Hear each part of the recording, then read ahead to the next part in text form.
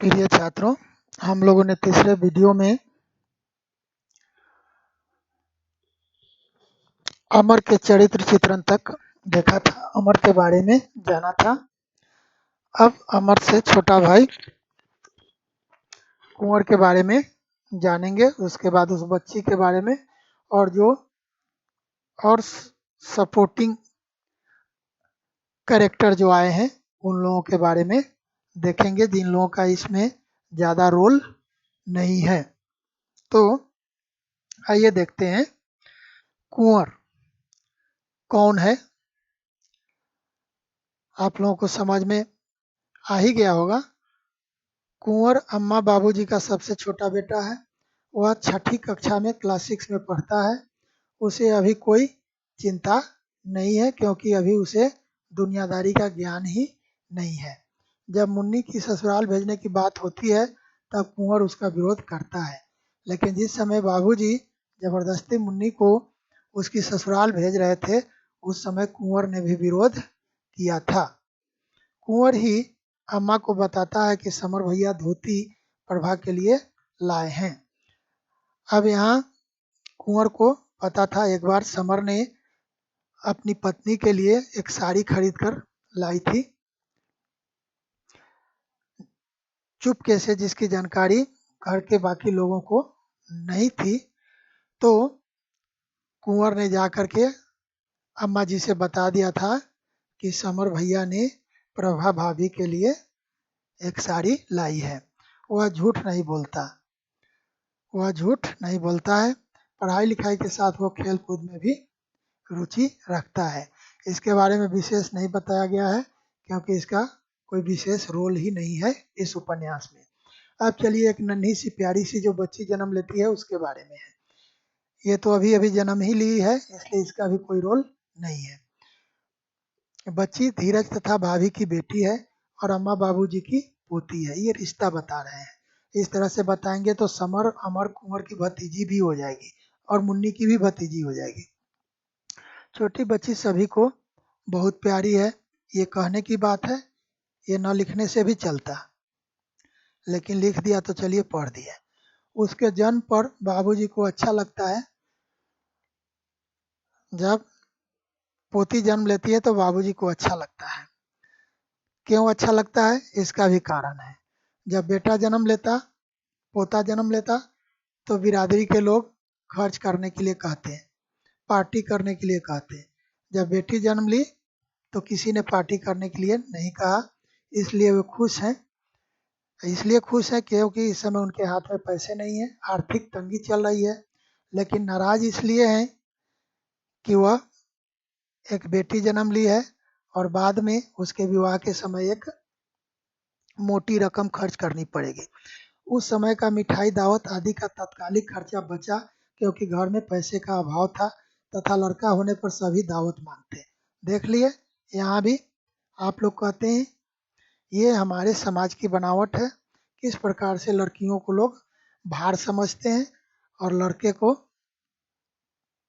भार नहीं समझते हैं। अब देखिए, परिवार के पात्रों के अतिरिक्त कुछ अन्य पात्र भी हैं। ये तो परिवार में जो 10 सदस्य हैं उन 10 सदस्य के बारे में जानकारी हो गई। 10 सदस्य कौन कौन है आप उंगली पर गिन लीजिए। बाबूजी, अम्मा, धीरज 3, समर 4, मुन्नी 5, अमर 6, उसके बाद कुंवर 7, बड़ी भाभी 8, प्रभा 9, छोटी बच्ची 10। गिन लीजिएगा।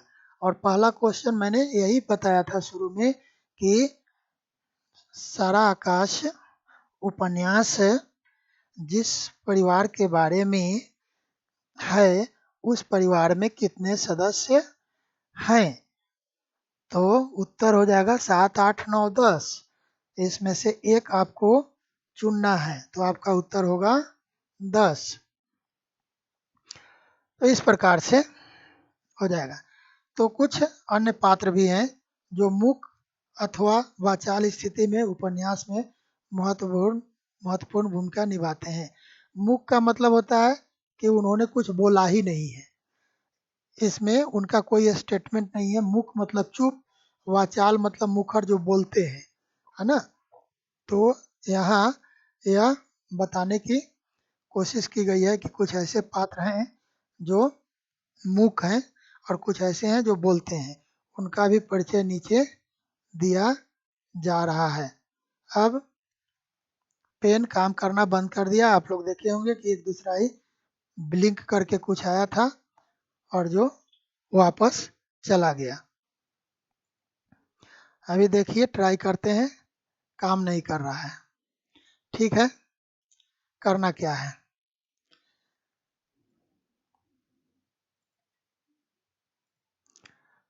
दूसरा कुछ काम कर रहा है, दूसरा कुछ भी काम नहीं कर रहा है, सब गया। ठीक है, चलिए कहाँ पर थे, अब ये ढूंढना मुश्किल हो जाता है। हाँ, यहाँ पर थे, यहाँ पर। ये देखिए, अब देखिए ये सांवल की बहू है। ये कुछ बोलती नहीं है, लेकिन यह भी एक करेक्टर आया है। अब इसके बारे में जान लेते हैं। सांवल की बहू। जिस दिन समर और प्रभा की सुहाग रात थी, उसी दिन गली के पार समर के सामने वाले घर में सांवल की बहू मिट्टी का तेल छिड़क कर जलकर मर गई थी। कहने का मतलब कि यह पड़ोस में थी, यह पड़ोस में किसी की बहू थी। जिस दिन समर और प्रभा की सुहाग रात थी, उसी दिन उसने क्या किया था, अपने शरीर पर मिट्टी का तेल छिड़क कर और जलकर मर गई थी। प्रभा पर उसका गहरा प्रभाव पड़ा, क्योंकि वह नई नई आई थी और पड़ोस में भी कोई एक बहू अपने आप को आग के हवाले कर कर और आत्महत्या कर ली थी। तो इसके मन पर भी ऐसा प्रभाव पड़ा। मन में क्या क्या सोची होगी कि आखिर ऐसी कौन सी परिस्थिति पैदा हुई कि उसने अपने शरीर में आग लगाकर जान दे दी। तो इसके मन में कुछ न कुछ प्रभाव पड़ा होगा, जिसके कारण वह उदास थी। वह उदास थी मतलब कौन? प्रभा उदास थी इस घटना के बारे में सुनकर। कौन सी घटना के बारे में सुनकर? सांवल की बहू ने जो आत्महत्या की थी। तो यहाँ भी एक क्वेश्चन बन जाएगा, सुहाग रात के दिन प्रभा के उदासी का कारण क्या था? होगा प्रभा का बीमार पड़ जाना, प्रभा का नहीं सो पाना, समर से बातचीत नहीं होना, सांवल की बहू का आत्महत्या करना। इस चारों में से एक उत्तर ढूंढेंगे, जिसके कारण वह कमरे में समर का स्वागत नहीं कर पाई और समर ने उसे अपना अपमान समझा, जिसके परिणाम स्वरूप लंबे समय तक उनमें आपस में बातचीत नहीं हो सकी।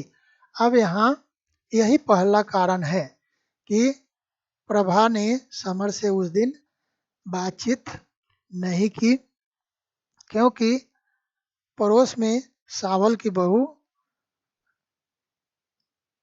आत्महत्या कर ली थी, जिसके कारण वह उदास थी और उसने समर से बातचीत नहीं की, और जिसके कारण समर ने यह समझ लिया कि प्रभा बहुत घमंडी है, इसलिए उसने बातचीत नहीं की और उसने यह निर्णय ले लिया कि अब प्रभा से कभी बात ही नहीं करनी है। अब आगे देखेंगे, एक मामा जी जो बार बार आप लोग देख रहे हैं, जिसने समर की शादी कराई और अब अमर के लिए भी रिश्ता लेकर के आए हुए हैं, जो अम्मा जी के भाई हैं।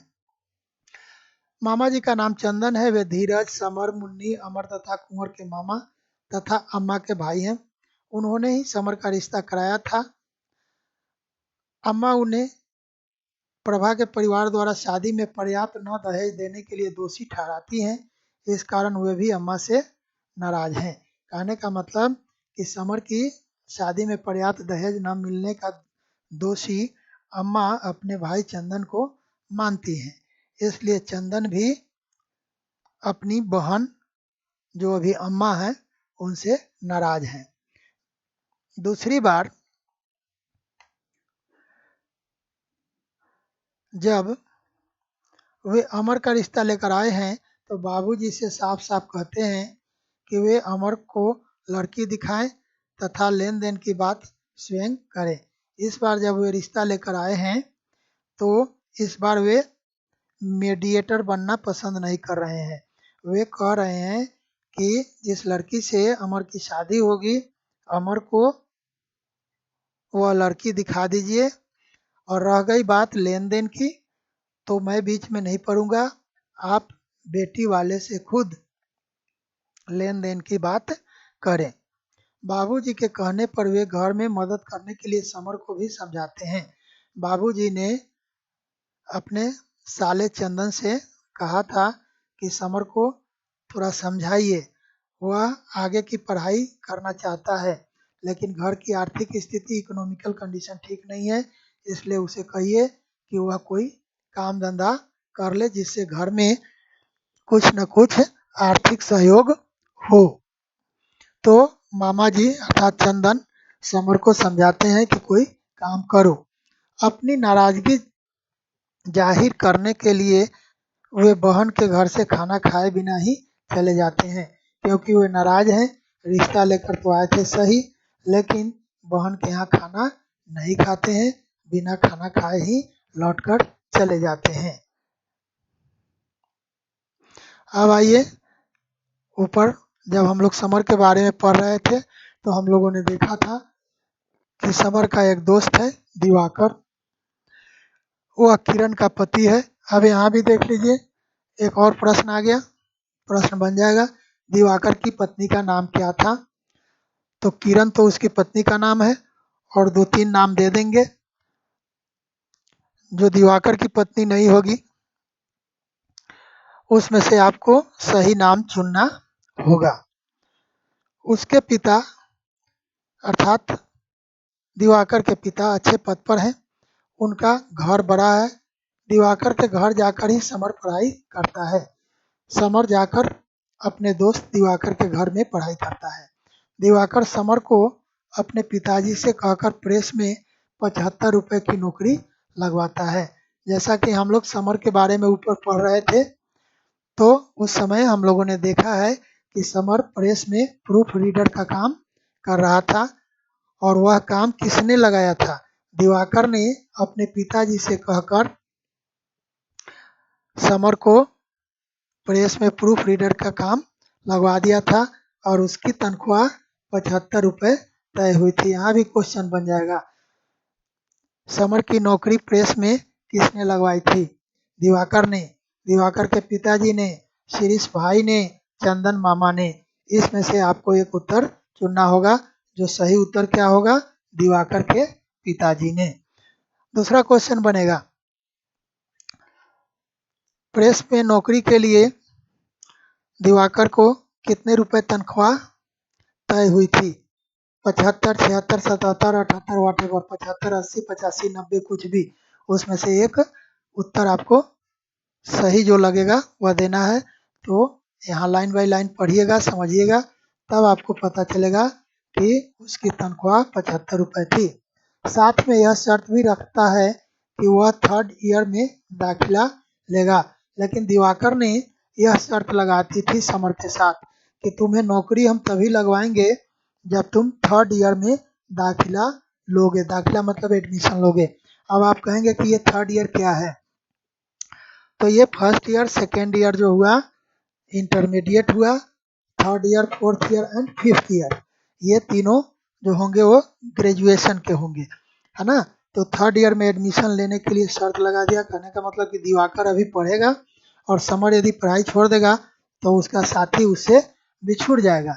इसलिए वह नहीं चाहता था कि उसका दोस्त पढ़ाई छोड़े, इसलिए उसने शर्त लगा दी कि तुम्हें नौकरी तो लगवा देंगे, लेकिन तुम्हें आगे की पढ़ाई जारी रखनी होगी।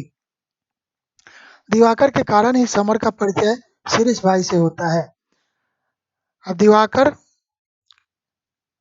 का एक, जो मैंने कहा था, जो भाई है जिसका नाम है शिरीष, तो ये शिरीष भाई से परिचय समर का होता है। किसके कारण? अपने दोस्त दिवाकर के कारण। मतलब दिवाकर के थ्रू समर की जान पहचान शिरीष भाई से होती है। वे उसके चचेरे भाई हैं, जैसा कि मैंने पहले ही कहा था, चचेरे या ममेरे। यहाँ आकर के क्लियर हो गया कि शिरीष भाई जो हैं वह दिवाकर के चचेरे भाई हैं। दिवाकर के पिता पुलिस में हैं, जैसा कि ऊपर हम लोगों ने यहाँ देखा उसके पिता मतलब दिवाकर के पिता अच्छे पद पर हैं, वही यहाँ आ गया किस पद पर हैं। तो यहाँ भी एक क्वेश्चन बन जाएगा, दिवाकर के पिता किस विभाग में काम करते थे? पुलिस विभाग, शिक्षा विभाग, है ना, या और दो विभाग का नाम मैं उस समय दे दूंगा, उस चार में से एक उत्तर आपका हो जाएगा। पुलिस विभाग। उनका कहना है कि इंटर के बाद पढ़ने लिखने से कोई लाभ नहीं, उसे थानेदारी में चले जाना चाहिए।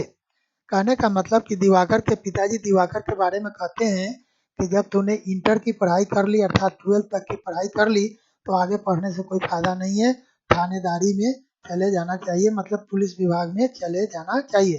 पर दिवाकर का मन नहीं है, दिवाकर नहीं चाहता है कि वह पुलिस विभाग में जाए, थानेदारी में मारे मारे फिरना उसे पसंद नहीं है, उसे पुलिस की नौकरी शॉर्टकट में कहिए कि पसंद नहीं है। वह समर के कपड़ों तथा लंबी चोटी की निंदा करता है, पर उसे पता नहीं है कि समर के पास वही एक जोड़ी कपड़े हैं।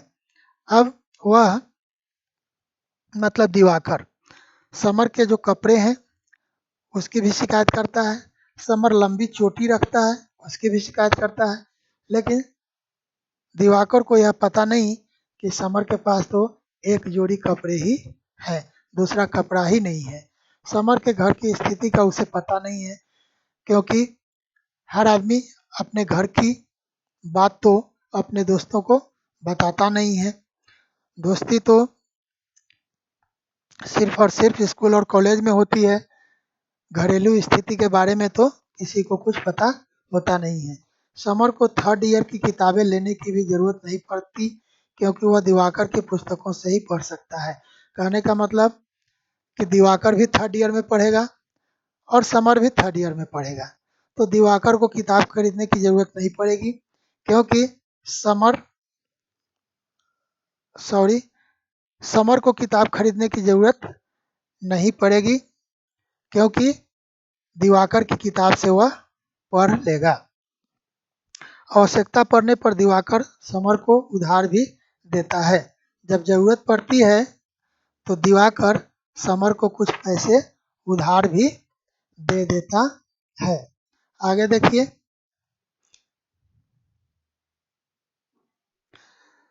दिवाकर अपनी पत्नी की भावनाओं का ध्यान रखता है। दिवाकर की भी शादी हो गई है और वह अपनी पत्नी की भावनाओं का ख्याल रखता है, उसे सिनेमा दिखाने भी ले जाता है। पैसे उसके पास रहते हैं, दिवाकर के पास पैसे रहते हैं, उसके पिताजी की अच्छी आमदनी थी। वह समर को भी सिनेमा दिखाने ले जाता है, समर को भी ले जाता है, अपने पैसे से सिनेमा दिखाता है। इस प्रकार वह समर का शुभचिंतक तथा एक अच्छा मित्र है। कुल मिलाकर शुभचिंतक का मतलब होता है वेल विशर तथा एक अच्छा मित्र है। अब आइए किरण के बारे में देख लेते हैं। यह किरण कौन है? जैसा कि मैंने ऊपर ही बताया था कि किरण दिवाकर की पत्नी है। किरण दिवाकर की पत्नी है जो आधुनिक विचारों की है, वह भी मॉडर्न थॉट रखती है। वह पति से बहुत प्रेम करती है। पढ़ाई के कारण जब दिवाकर उस पर ध्यान नहीं दे पाता तो वह उससे नाराज हो जाती है। अब पढ़ाई के कारण जब पढ़ाई में ध्यान दिवाकर का लगा रहता है तो वह अपनी पत्नी की तरफ ध्यान नहीं दे पाता है, जिसके कारण उसकी पत्नी उससे नाराज हो जाती है। वह दिवाकर से कहती है कि 6 महीने में एक बार सिनेमा जाने पर भी यदि सास नाराज हो तो वह क्या कर सकती है। अब वह 6 महीना में एक बार अपनी पत्नी को सिनेमा दिखाने ले जाता है, और सिनेमा दिखाने ले जाने के कारण दिवाकर की माँ अर्थात किरण की सास नाराज हो जाती है। तो किरण कहती है कि अब 6 महीना में एक बार भी सिनेमा जाने पर सास नाराज हो जाए तो वह क्या करे, अब नाराज होने दिया जाए। वह समर से बात करने में झिझकती है। वह समर से बात अर्थात किरण की पत्नी दिवाकर की पत्नी किरण समर से बात करने में झिझकती है तथा प्रभा से मिलने की इच्छा प्रकट करती है। तो किरण समर की पत्नी से मिलने की इच्छा प्रकट करती है। कहने का मतलब कि जो दो दो दोस्त आपस में उठते बैठते हिलते मिलते गपशप करते हैं, तो उसी प्रकार से दोनों दोस्तों की पत्नियां भी आपस में मिले जुलें और एक दूसरे से गपशप करें। तो ये किरण के बारे में हुआ। और जैसा कि हम लोग देख रहे हैं कि ये छोटी बच्ची, दिवाकर, किरण, शिरीष भाई, ये सब जो हैं ये मुख्य पात्र नहीं है। बीच में कुछ अन्य पात्र आए हैं जो या तो मूक है या वाचाल है। कहने का मतलब कि कुछ इन लोगों का स्टेटमेंट है या कुछ लोगों का स्टेटमेंट नहीं भी है। तो अब आइए हम लोग देखते हैं शिरीष भाई के बारे में, जो दिवाकर के चचेरे भाई हैं। शिरीष भाई दिवाकर के चचेरे भाई हैं। दिवाकर शिरीष भाई से समर को मिलाना चाहता है। वह कहता है कि वे बहुत घूमे हैं मतलब इधर उधर जहाँ तहाँ गए हैं और वहाँ के कल्चर, वहाँ के वेशभूषा, वहाँ के लोगों के रहन सहन के बारे में जानते हैं। उन्होंने कोई शहर नहीं छोड़ा होगा, उन्हें ढोंग पसंद नहीं है। अब ये जैसा कि मैंने पहले ही बताया था कि दिवाकर ने समर को शिरीष भाई से मिलवाया था। अभी वही बात यहाँ आ रही है कि दिवाकर शिरीष भाई से समर को मिलाना चाहता है। क्यों मिलाना चाहता है? क्योंकि शिरीष भाई से मिलने से, कुछ गपशप करने से, अपने विचार का आदान प्रदान करने से हो सकता है कि समर के विचार में कुछ परिवर्तन आ जाए। जैसे समर लंबी लंबी चोटी रखता है, ये तो ढोंग है, ये तो दिखावा है ना। बिल्कुल भारतीय कल्चर, पैजामा कुर्ता, धोती कुर्ता ये सब पहनता है, तो ये सब कोई ज़रूरी नहीं है। हमारी जो कल्चर है वो हम किसी भी तरह के वेशभूषा में हम अपने कल्चर को मान सकते हैं। यह कोई ज़रूरत नहीं है कि धोती कुर्ता पहनने से ही हम अपने कल्चर को मानेंगे, है ना। पैंट शर्ट पहन करके भी हम अपने कल्चर को मान सकते हैं। समर शिरीष भाई से पहले ही एक बार एम्प्लॉयमेंट एक्सचेंज में मिलकर उनके विचारों से प्रभावित हो चुका था। ये एम्प्लॉयमेंट एक्सचेंज है, ये है ना। एम्प्लॉयमेंट एक्सचेंज क्या होता है? जहाँ पढ़े लिखे लोग जा कर के अपना नाम वहाँ पर दर्ज करा देते हैं, लिखवा देते हैं और अपनी क्वालिफिकेशन वगैरह के बारे में बता देते हैं। और जब जहाँ कहीं किसी सरकारी ऑफिस में वैकेंसी होती है तो वे लोग एम्प्लॉयमेंट एक्सचेंज से संपर्क करते हैं और बताते हैं कि हमें इतना पढ़ा लिखा आदमी इस काम के लिए चाहिए। तो एम्प्लॉयमेंट एक्सचेंज वाले बहुत सारे लोगों की क्वालिफिकेशन, उनका डेट ऑफ बर्थ, उनका एड्रेस सब कुछ लिख करके रखते हैं। तो वे लोग उन लोगों को इन्फॉर्म करते हैं कि अमुक जगह, अमुक ऑफिस में, अमुक पद पर वैकेंसी है, आप वहाँ जाकर अपना साक्षात्कार इंटरव्यू दे सकते हैं। तो वहीं पर एम्प्लॉयमेंट एक्सचेंज में जब समर अपना नाम लिखवाने गया था तो वहीं पर शिरीष भाई से उसकी मुलाकात हुई थी। और उसी मुलाकात के क्रम में बातचीत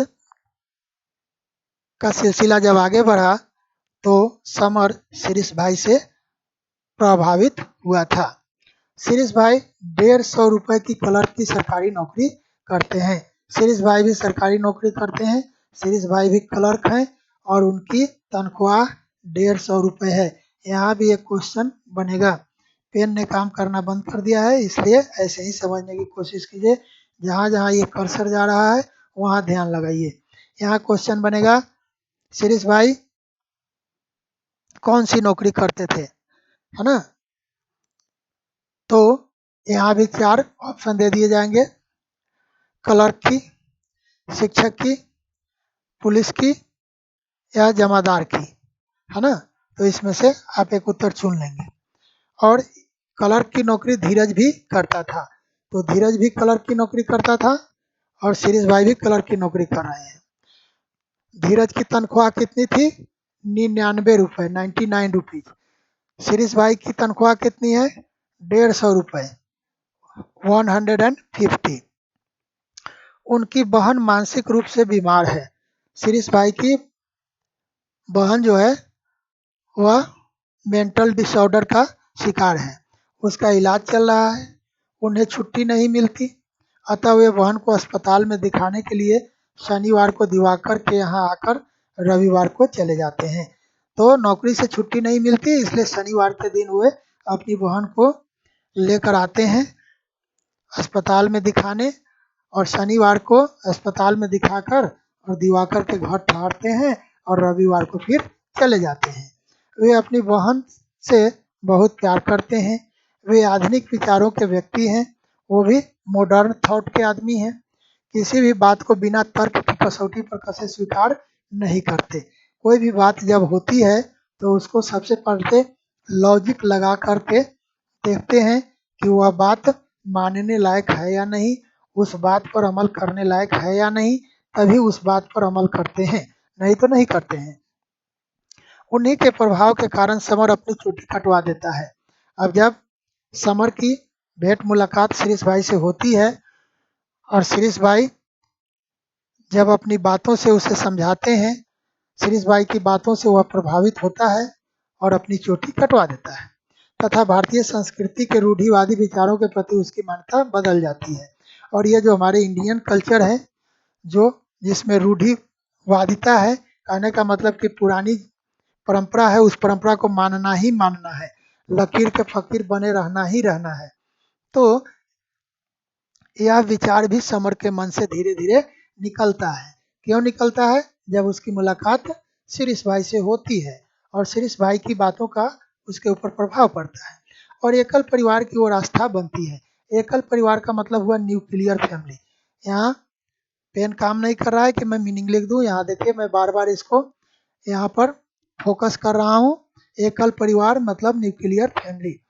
तो समर का मानना था कि ज्वाइंट फैमिली ही अच्छा होता है, लेकिन जब शिरीष भाई से उसकी मुलाकात होती है और बातचीत के सिलसिले में उनकी बातों से प्रभावित होता है, तब उसका विचार बदलता है और वह मानने लगता है कि हाँ, जब बहुत परेशानी हो ज्वाइंट फैमिली में, बहुत कलह हो, अशांति हो, तो परिवार को अलग कर लेना अच्छी बात है।